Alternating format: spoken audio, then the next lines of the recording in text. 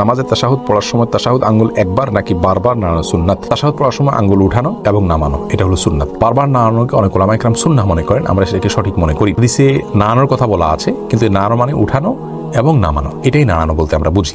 সারাক্ষণ নাড়াতে থাকে, হাদিসে আছে এটা নাড়ানোটা শয়তানের উপরে লোহার আঘাতের মতো।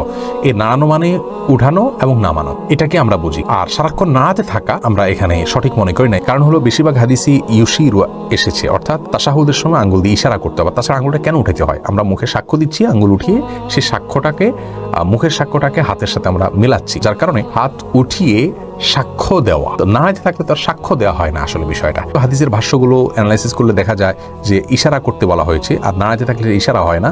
দ্বিতীয়ত একটা সাক্ষ্য দেওয়া, মুখের সাক্ষ্যের সাথে হাতের স্বাক্ষর মিলানোর, তো নাড়াতে থাকলে সেটা হয় না। উঠানো এবং তাশাহুদ শেষ করে এটাকে নামানো, এটাকে আমরা অধিকতর শুদ্ধ মনে করছি। তাদেরটাকে আমি ভুল বলছি না, কিন্তু আমার কাছে যেটা সঠিক মনে হয়েছে আমি সেটাই শুধুমাত্র বলেছি।